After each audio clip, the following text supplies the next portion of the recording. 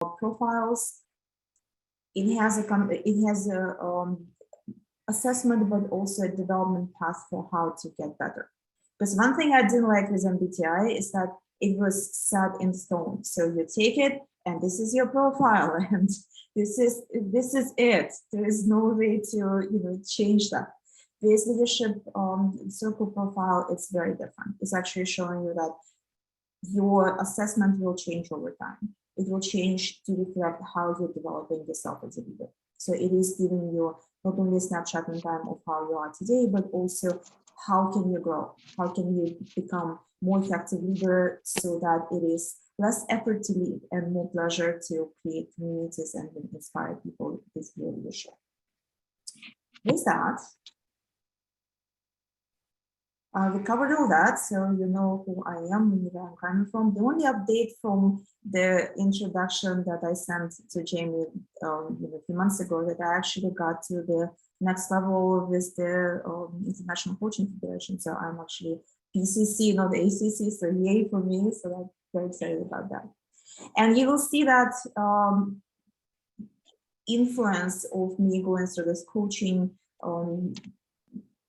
journey, as I will show some of the leadership circle profiles that I've taken, and you'll see the difference and the influence of this development that's happened to me. And the reason I'll be sharing it because I want you to experience a similar type of development as you're thinking about your journey.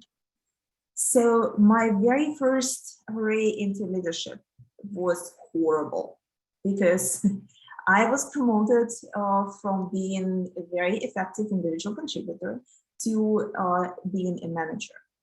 Does that sound familiar to anyone? Going from very effective, very successful IC to the first-time manager. So give me +1 if that sounds familiar. Okay, so if it doesn't, then what's happening is that you've been promoted to your next level in competency, right? So you've been successful being an individual contributor. Now you need to be leading people and helping them succeed rather than doing everything yourself and applying the same techniques that helped you when you were an individual contributor. And so my outer game back then, when I was promoted to being a DBA manager, was no leadership experience. No one gave me training, so I had to kind of figure out everything on my own, what's working, what's not working, and very limited domain knowledge. So as you would imagine, that in itself put me in this situation where I was very afraid to fail. So fear was driving me more than anything else. My inner game, I was a big time controller, so I wanted to make sure that everything is done right and done in a very specific way. And highly critical. So I am originally from Russia, and so in Russia we don't praise people. Or at least that's how kind of in the culture I grew up. So we say things when things are not going right, but when things are going right, then it's kind of it's assumed that that's how things should be. So that's the culture I grew up with. So I used to only tell people when something is wrong, and you would imagine how my first team reacted to that. So inner game wasn't working very well, outer game was very effective, and organizational culture, high stress, failure is not tolerated. So as you can imagine, that first experience with leadership was very, very painful.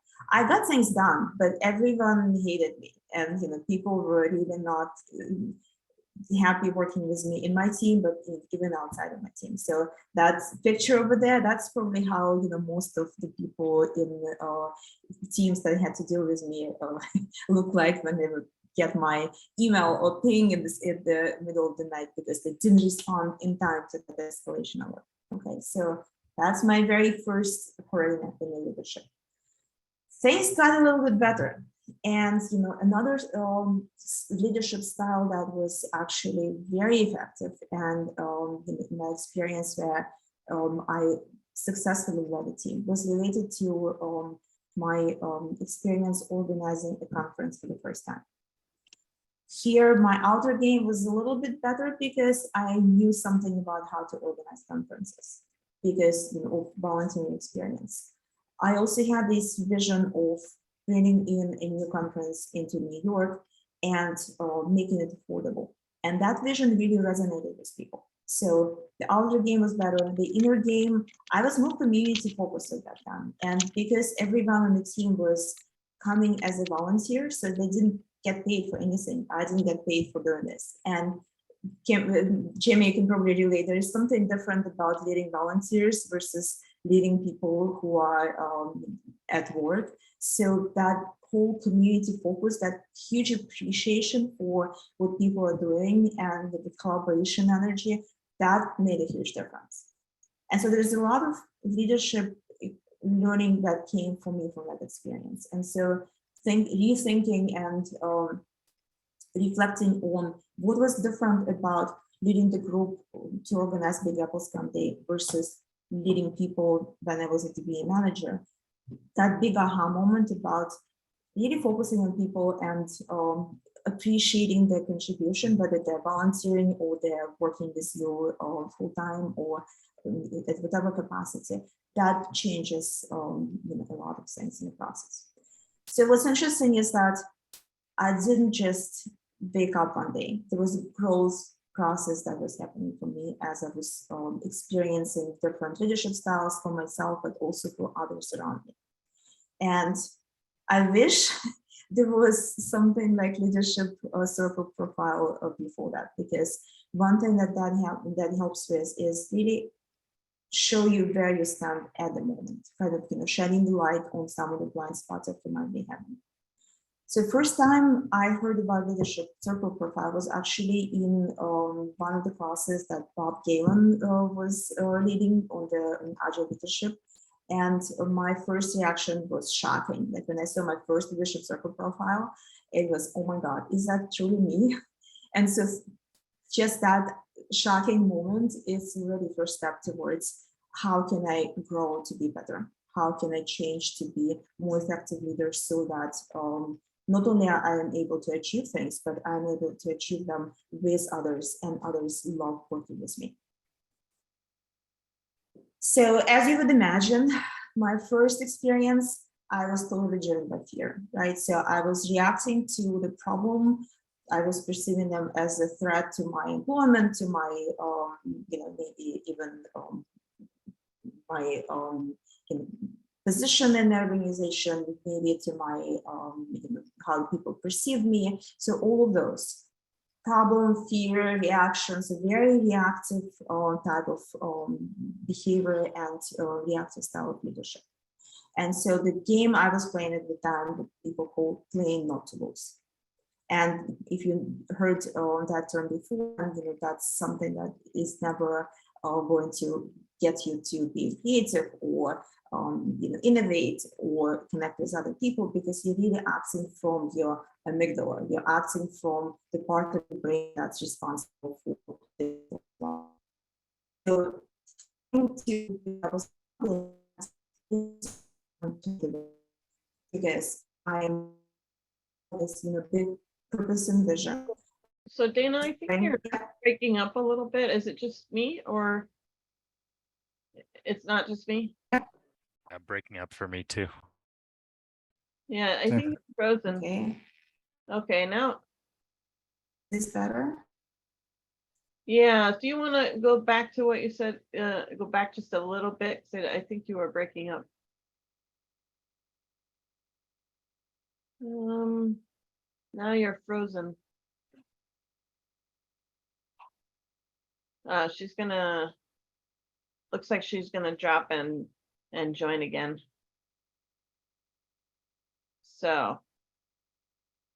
I think you're. Am I back? You're back? Okay, awesome. So I have to apologize. It's really hot in New York and connection is just going up and down for the third day in a row. So hopefully this will continue unaffected for the rest of the meetup. But if I drop off at some point, please forgive me. No problem. Yeah, we know these things happen, so. Okay. I'd recommend turning off the video. That would actually enable you to share your screen. I can try that. It's not my preferred way because I I know love it's seeing not- people. Yeah, and I love you to see my, body language and facial expression because I also speak with hands. So. Let's try it, just sharing your video. We'll try it again. And if it gets crazy, we can have you turn it off. Okay, sounds good. So right. what part did I start disappearing on? You were talking about reactive leadership, Mhm. and you were sharing a slide about that and telling us how, I think you were at the point of telling us the next part. Yeah. Okay. Instead of playing not to lose, playing to win. So maybe make that transition between the two again. Okay. So let me go back to this one. Is that where you lost me? Okay. Yeah. So did you hear me talk about the part of the brain that's making us operate from the place of survival? That's right at the point it started breaking up. So we heard that Okay. part, and so start there. I think. Okay, very cool. So comparing this mode of operation and this leadership style, when I was working with the volunteers and Big Apple Scrum Day organizing, the style of leadership was quite different. So I was inspired by the vision, by this big purpose to bring something new and exciting and affordable to New York City. And that passion led to action, and it's a self-fulfilling prophecy. Everyone got inspired by that. And so that energy that came up from that was amazing. And so just like we see here in this graph, the outcome creating and driven by vision and purpose, that creates an energy that's unleashing the leadership and unleashing collaboration around you. And that playing to win, experimenting, and having permission to try things out and being driven by mission, that's the style of leadership that we want to create more of. And do you find that, Dana, do you mind if I interrupt with questions? Of course, yes, absolutely. And if anyone else has questions, feel free. To make this just a little more conversational as well. Yeah. So do you find that you have to be in an organization that supports leadership failure and allowing you to experiment and grow? I mean, have you had different experiences where, I know you said there was experiences where failure was not an option, and so have you made it, well, as you're looking for different engagements, you're almost interviewing them to make sure that the leadership style aligns with your leadership style in terms of playing to win? That's an amazing question. Thank you for asking that. So I've seen different scenarios. I've seen scenarios where a great leader was trying to create this happy bubble within the larger toxic culture. And while the reason I call it bubble, because at some point it will burst, right? So that toxic culture of the entire organization will burst it. But for a little bit of time, a good leader can still continue creating that better culture within that larger or toxic culture. So to your point, looking for where are you coming in as a new engagement or a new employment, that's definitely something that's on top of mind for me now. And just to give you an example, I stepped into an engagement, and day 2, I realized that the style of leadership and the culture that they have, it's not something that I will be successful in, or I will be able to grow or tolerate. And so looking for a different engagement on the day 2, that's like in one of my experiences. So definitely something that you can try to change, but it's also, there is a point at which you have to make a decision that no, that's not something for you. Because your happy bubble will burst if the company is not aligned with the values and principles that are important to creative leadership. Yeah, for sure. I mean, that's so important in how, I recently I have been going through the job search process myself for a new role. And so I felt like I was more interviewing them than they were interviewing me, because at this point in my career, I need to be working for an organization that aligns with my values. And is a good cultural fit for me. So that being said, Logan asked, how do you assess cultural fit for your leadership styles Mm. and those engagement opportunities or employment, either one? So you ask questions, right? And so when you are just like Jamie said, that they interviewing you, but they also interviewing them. And so asking questions about what's important to you, that's one thing. The other thing, just looking for some clues from even the entire interview process. Like the company that I, on the day 2, realized it's not for me, they were hiring Agile coaches like people buy potato in the store. There was not a lot of interviewing. There was like literally 15 minutes and you're in. And I think I missed that signal because I have a lot of experience by now, and so I assume that the interview process was short because someone recommended me. I'm coming with a lot of experience, so that's why it was short.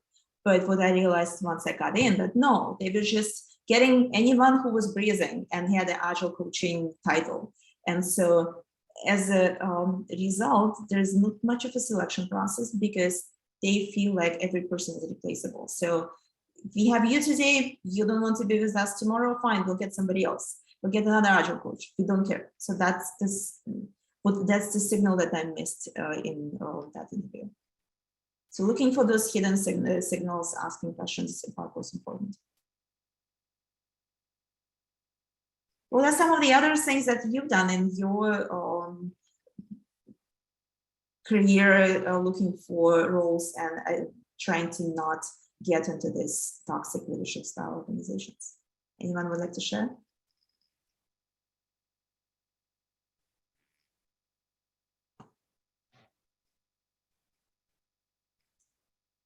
I know for me,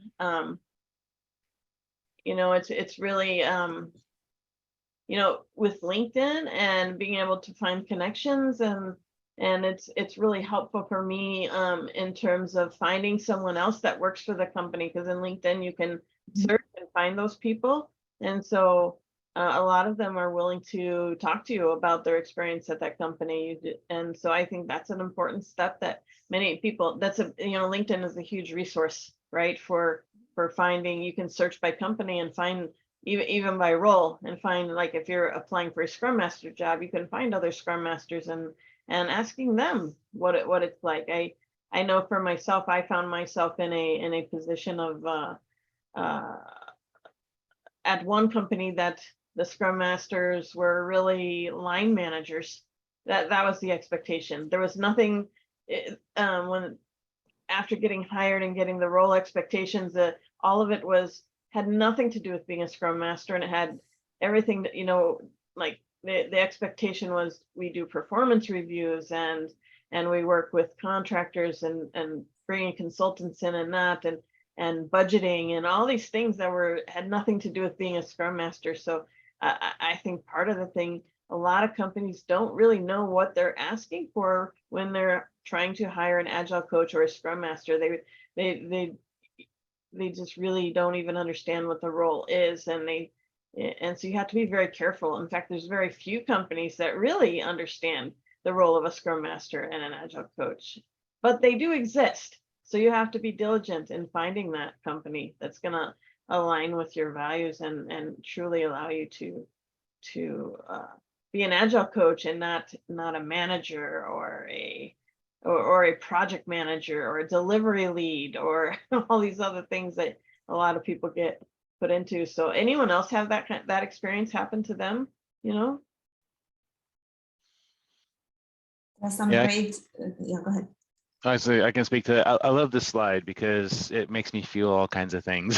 That I look at the right side and like the results over time, and just I'm an eternal optimist, right? I go into an organization and I'm like, nobody wants to do that problem, fear, reaction. Like, why would you want to do that?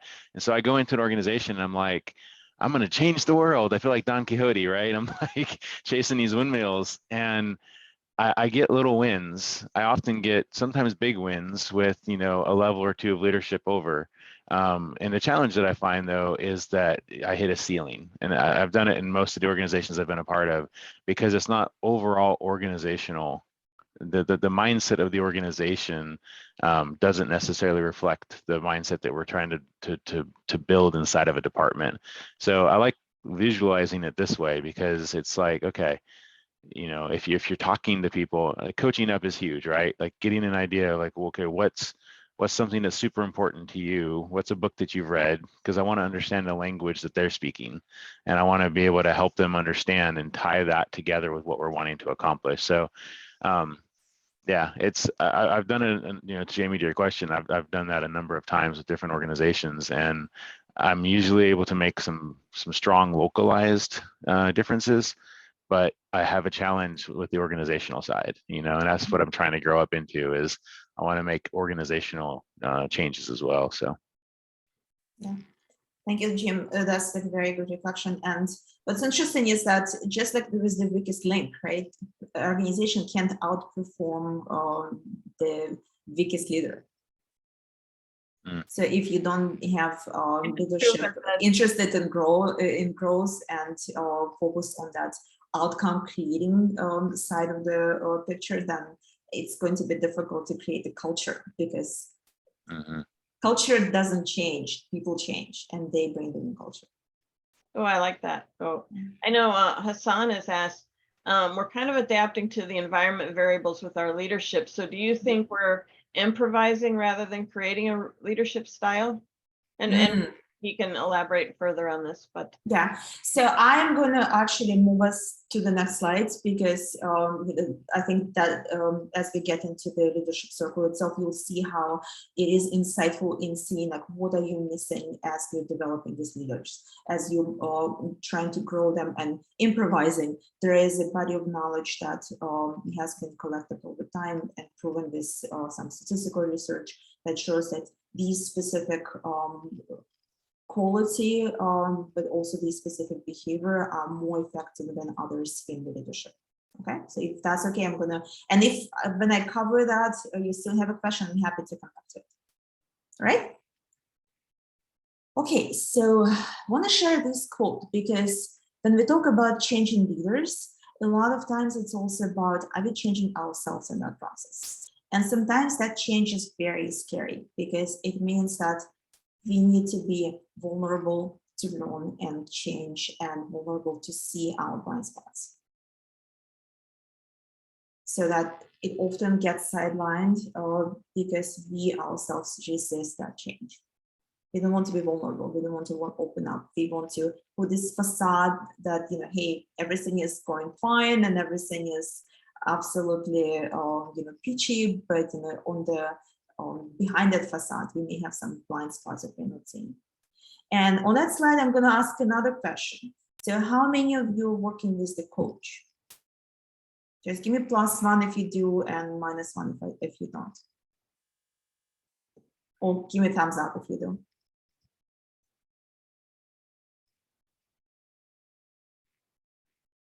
Okay. Some people working with the coach, some people don't. So I'll tell you what, up until I started taking the coactive coaching training, I didn't see a point in working with a coach, because like, what would the other person tell me that I don't already know? And so that vulnerability in learning about myself, I think I experienced that for sure. And as part of coactive coaching, you have to have your coach. You have to work with someone in order to be eligible to be certified. So you have to experience how is it to be on the receiving end of coaching. And that's where I discovered that actually it makes so much sense, because coaches are helping you to see your blind spots. They're helping you to face that mirror and face that reflection, as ugly as it might be, but, you know, face it and, you know, be with you there to help you process them. And I want to show another thing that, you know, was very impactful for me when I learned about it, Johari window. So this is a technique for learning more about yourself and about others. And what that technique does is that it, you know, breaks the knowledge in 4 different categories. So one is something that's known to yourself and known to others. So that's the things that you don't feel like you need to be hiding. This is something that's publicly available about you.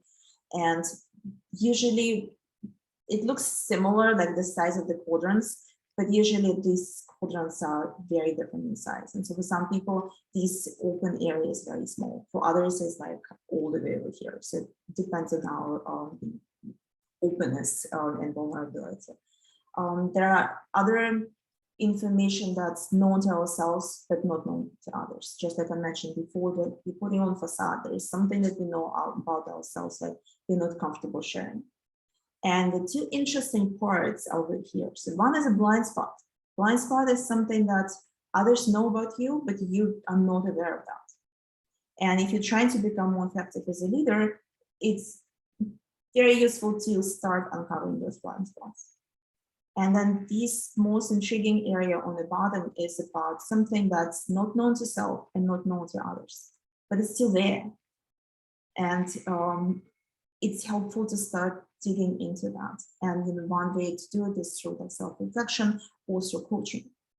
And so I'm gonna do the 2 double clicks, and so you'll see that feedback is helping with uncovering the blind spots, and you can ask for feedback informally, in a formal way, using assessment tools like 360s or the leadership circle profile, and reducing these unknown areas really about self-discovery and coaching. The cool thing about leadership circle profile is that it enables both of these to happen, because as part of the process, you are gathering feedback on specific questions. You're also doing self-reflection, rating yourself on the same questions, and then once that profile is aggregated, there is the coaching conversation that happens. And so a coach who is trained on reading the profile, walking with you through that profile, giving you more insights into what is there. Because if you look at it, and I'm going to show it to you in the middle, it looks quite overwhelming. There is a lot of information. So having someone who has experience with reading these charts and helping you show where to look is really helpful. So leadership circle profile, this is how it looks like. And it is a 360 assessment, usually done with at least 5 people. So it's always yourself, your boss, your peers, your direct reports, if you have direct reports. If you can get perspective of your boss's boss, you can also include it in the assessment, but typically it is 5 people. The cool thing about this assessment that it brings together a lot of different models from all sorts of research and all sorts of literature. So it includes things from leadership, from adult development. It includes things from self-actualization theory. So lots of different perspectives brought into this model. And as I mentioned, it shows pathway to development, which is really cool. It makes it very different from things like DISC or MBTI, where your profile is perceived more static. So this is a dynamic model. So I'm going to walk you through all parts of it a little bit, and then it becomes it's going to become a little bit less overwhelming. So top part of the circle is something that represents creative competencies. So these are competencies that are found in those leaders who are effective, and these are competencies, again, collected based on the research, based on running this assessment with leaders worldwide. There's like 200,000 samples in a database that you can use in this assessment. And so that portion is creative competency. Bottom is something that's called reactive tendencies, reactive styles. And so just like I was showing at the beginning, reactive style and creative style, these are all present in any leader out there in a different level, right? And so the reason why both of them are included in this leadership profile, because over time, as we are developing more as adults and as leaders, we actually start shifting from relying mostly on the reactive style, and then we start shifting more towards relying more on the creative style of leadership. And one of the reasons in that dynamic is because when we are growing from being a child to being a teenager and then to being a young adult, we're going through all these learning and through all these experiences. And so there is some point where a teenager becomes a young adult and they're trying to fit in. They're trying to learn how to be in this world of adults and this serious world. So how do I fit in and how do I comply, right? So how do I show that I belong, that I'm able to follow the instructions, and all these things that you see here, they have their place at the beginning of the career. But as you're growing and as you're taking on more leadership roles, they are becoming more of a burden, more of a weight that you continue to carry because you develop a habit of responding this way. And so with the leadership profile, that becomes a good exposure to, hey, you're still doing things the way how you used to. You're still using this ineffective leadership styles. Because just like I was bringing up example about being a DBA manager, you can still get things done using the active style. It's going to be harder because people are going to be resenting your style of leadership. And over time, you're not going to be creating supportive community around you. You're not going to be creating people who are following you because they're inspired by your vision. So the more you can transition from reactive styles to creative styles, the better your leadership style is going to be.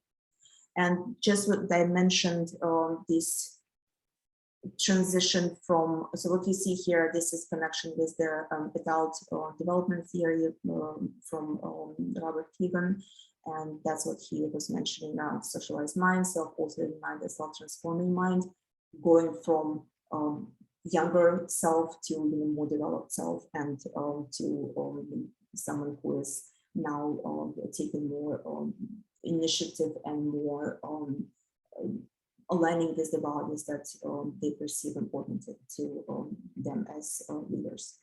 And this shows how this bottom part of the leadership circle is mostly in reactive, and then the top part is mostly in creative and a little bit in coming up to the next level.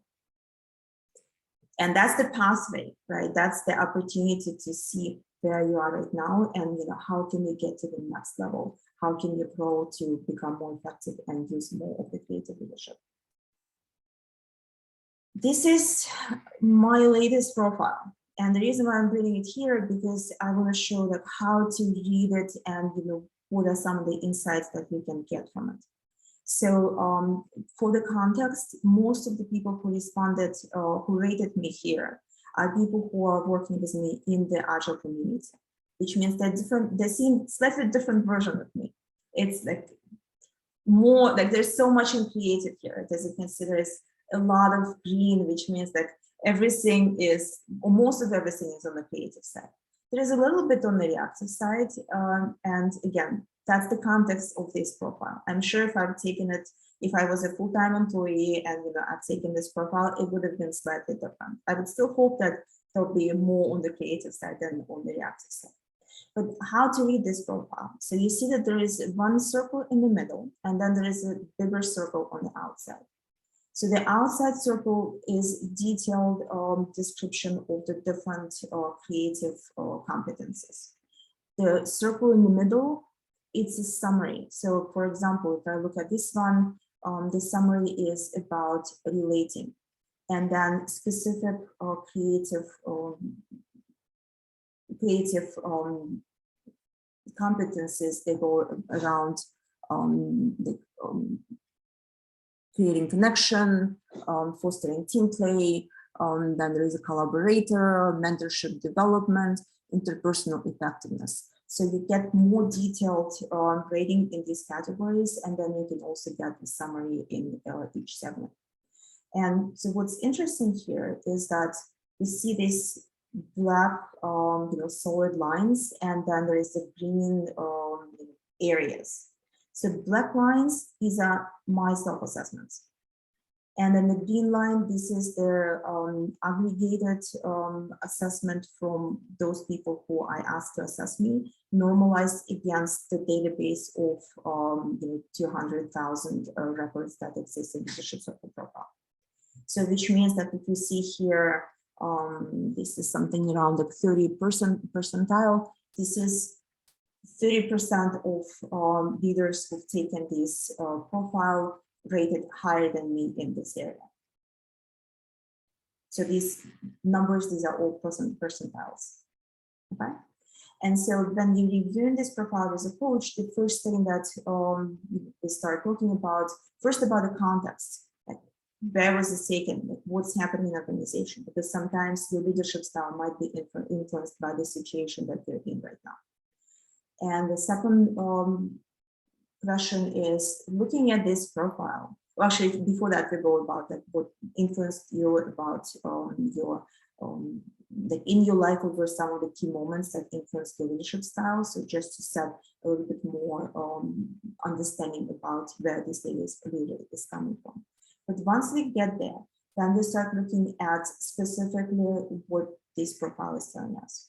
And the first interesting part about it is if you see that, for example, here in the selfless leader, there's a huge discrepancy between how I rated myself and how others rated me, right? So my rating was like somewhere here, and then everyone rated me much higher.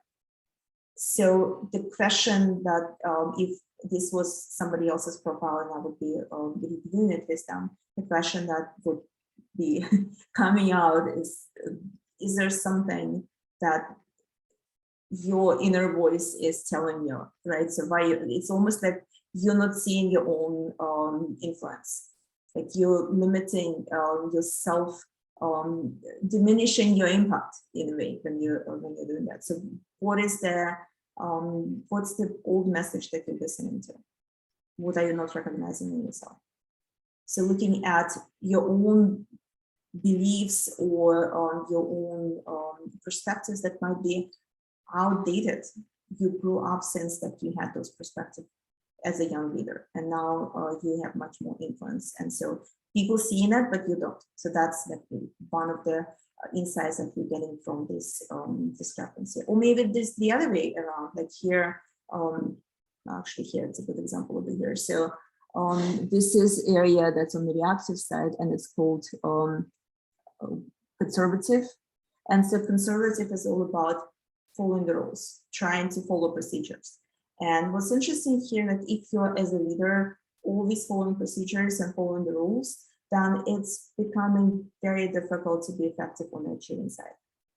And so this is where I rated myself much lower, but people who rated me, they actually saw that, no, Dana, you are more procedure following that you believe you are. And so that's another blind spot that's useful to pick up from this assessment, and have a conversation with the leader that what's happening, that what are some of the opportunities here for you to make a difference. Okay. I think it's interesting. I'm looking at your leadership effectiveness at the bottom. Mm-hmm. And I think it's really interesting that you rated yourself. So, I mean, there's such a difference between how you rated yourself and how others did. So I mean, it's very, very, very, you're not even close, right? So Mm-hmm. It feels like maybe there's some imposter syndrome happening with you.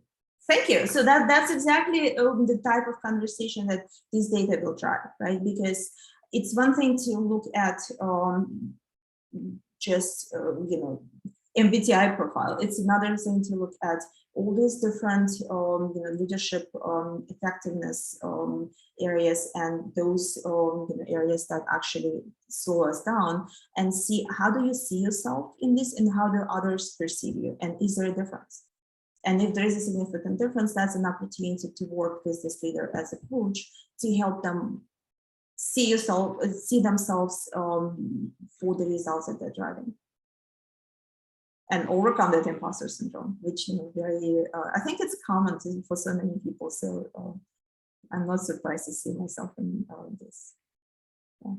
But yeah, that's exactly the same, that you looking at this data and you having these conversations, and because there's so much here, it's an opportunity to focus first on what's catching the leader's attention, right? Because there are 18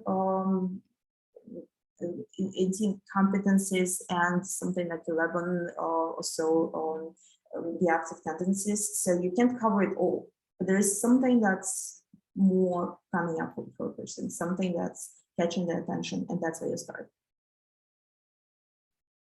Some of the other graphs or the bars here, and that's the one that Jamie pointed on the bottom. So some of the other ones here, this one is about reactive creative skills. So this is how much are you on the creative versus reactive. So it's almost like a summary of everything that you see here. And this one is leadership potential utilization. And here, I think I'm a little bit on the opposite side. I rated myself higher than people did. But again, it's an opportunity to see what's the difference there, how you can go deeper. And this one is about relationship versus task balance. Because if you might have noticed, I mentioned that this part is creative, this part is reactive. There's also this division of the circle, where this right side of the circle is task oriented. And then this side of the circle is oriented at relationships. So did you, what we're seeing here, is this after you went through the program, or is this before you went through the program? So this is before I went through the program, and it's part of the, and assuming you're referring to Leadership Circle certification program. Yes. Yes. So as part of going through the program, they ask you to take your profile, and they ask for 5 people who will be evaluating you. So all that information is collected ahead of time, and before we do the training, a coach is reviewing this profile with me. So then when we go through the training, we learn about all these different parts of the model, also how all these parts connect with each other, what the dynamics are there. We have our own profiles, so we can always refer to those profiles as we learn about how to read it. Thank you. Great question. And just so like if anyone is looking at it, it's like, oh, Dana, this is such an amazing profile. So I'm gonna show you the profile that I've taken just before taking Bob Galen's class. Remember, I mentioned that when I took my very first Leadership Circle profile, it was shocking. So this is my first profile. So you see the difference, right? So you see like how there is so much green on this one. There's everything is in creative, just a little bit in reactive. But my very first snapshot of how I am showing up as a leader, it's telling you quite a different picture. Right, so there's so much more reactive. So unfortunately, this is the this is the free version. The other one was the paid version, so it has your raters and your own self-assessment. This one is a free version, so it only has your self-assessment. So I don't know if I just, again, I think here I'm at the same level as before. So whether I'm just judging myself too harsh in that first time I've taken it, or that's truly there I am. But I think what was really what came out as an aha moment for me is even understanding all these different reactive tendencies that exist and how I'm perceiving myself in them, and why they are slowing me down as a leader. So even looking at that, it helped me to really start thinking about what can I do to start showing up stronger in the creative area, and how I can rethink my approach and maybe start reducing some of this. Because at this one in this reactive sector, this one in the middle is called protecting. One part of it, it's called distance. And this is something that as a leader, if you're so distant that as I'm here, you're not gonna be able to create this volunteering army that's going to support you in the vision that we have. And it's interesting because Well, we may look at the reactive and say, oh, we should work to eliminate all of them. There are some bits of gifts in the reactive as well, because if you think about trying to be distant, the reason why, or one of the reasons why someone might be in that situation, if maybe in the past there were certain experiences that were painful, and so being distant is like protecting yourself from getting hurt again. Again, something to work with the leader on and to help them overcome that older tape that's playing in their head. So maybe I've asked you too many questions, but can No, you go ahead. Can you believe it? We're already at time. Oh, that's amazing. Wow. Yeah, and so I'm not sure if we got through everything, but I want to tell you, we are recording this, so if you need to go, you can. And Dana, if you have a 15 minutes maybe for some Q&A for Yep. people after, we'll stick around here for a bit longer. Sure. For those who need to leave, that's totally fine. But if you'd like to stick around and ask Dana some questions, please do. And thank you for coming, everyone who has to leave now. And so we'll carry on, and Dana here for a few more minutes, and then maybe some time for questions. Yep. So I just wanted to show the last two slides. So I think I briefly mentioned like what's happening when we're using this profile and coaching. So it's at least 5 people. The report gets aggregated. It's about 90 to 120 minutes profile review with the coach, and then talking about the actionable steps. So people ask a lot of times, like, how frequently can I take this profile again? So the recommendation is that every 18 months or so. So don't take it less, don't take it more frequently, because it takes time for people to change, and it takes time for your own mindset to start shifting. And if you're curious about how your leadership assessment will look like, I'm sharing the link from the Leadership Circle website. They have a free assessment, which again, it's going to be your assessment only, but it still might be helpful for you to see your own blind spots and see where you might be showing up differently from how you want to show up. And if you like to get the very quick 30 minutes complimentary review with me, then there is a link here as well. So we can go over that and see how you can start changing. With that, that's all I had. So if you have any questions, I'll be happy to chat.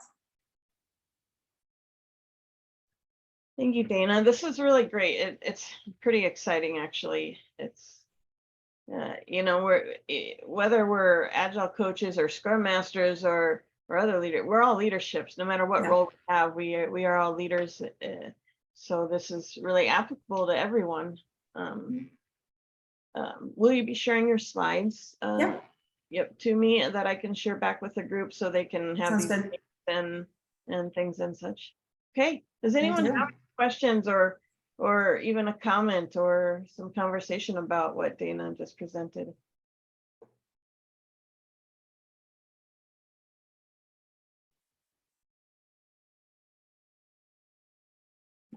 Thanks, everyone. I don't hear any. So how long did it take you to complete this program? So it's, if I remember correctly, it was 4 days class. And before that, you have to go through actually filling out the profile and then getting the results, getting the review with the coach. But the training itself is 4 days. And then is there, after the training, is there personal coaching for you?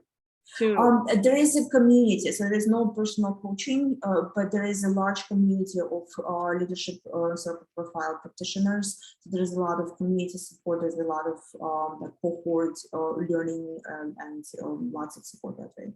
And they have like the entire website full of resources. There are lots of white papers that are being published. So there's a lot of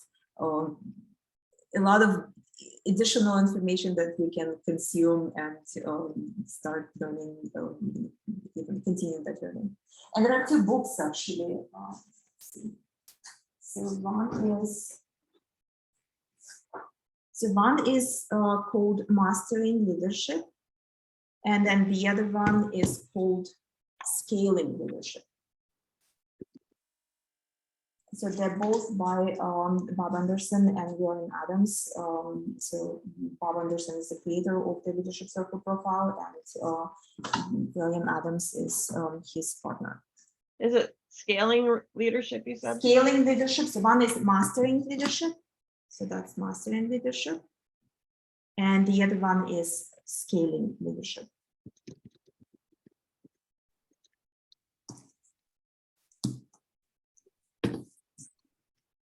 So anyone who would like, there's a lot of information in chat today, a lot of links and stuff.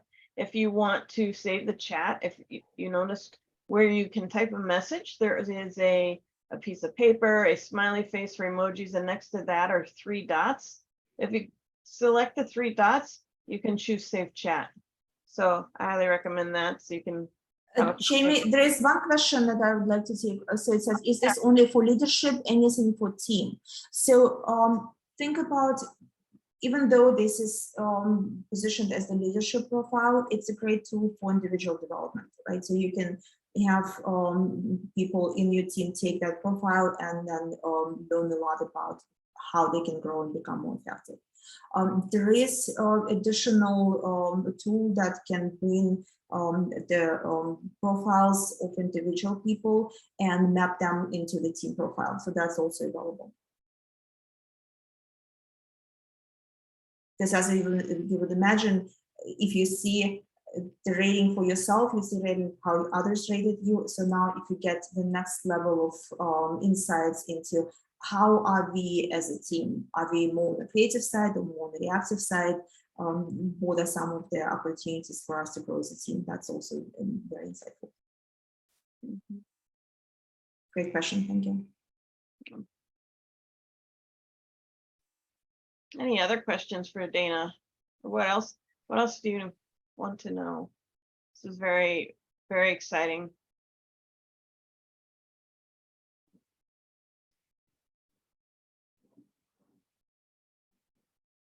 Okay, well, if you think of any questions, feel free to reach out to, I shouldn't say feel free to reach out to Dana. I'm volunteering you, but yes, feel free to reach out to me. And I don't know why I didn't post my the contact information, but I will update the slides and I'll share it with you. Awesome.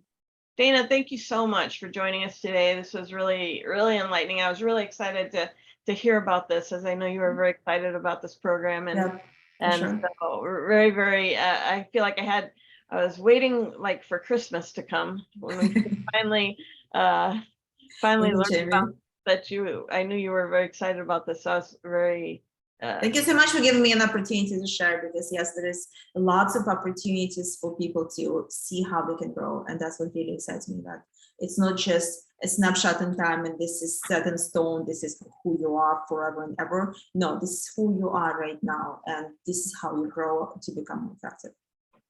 Yeah, I love that. Okay, well, thank you everyone who came today. And again, Dana, thank you for joining us. We always love having you on Scrum Masters of the Universe. And so we look forward to another future meetup with you again. Thank you so much. Topic. So thank you, Jamie. Thank you, everyone. Yep, everyone have a great day. Thanks again. Bye.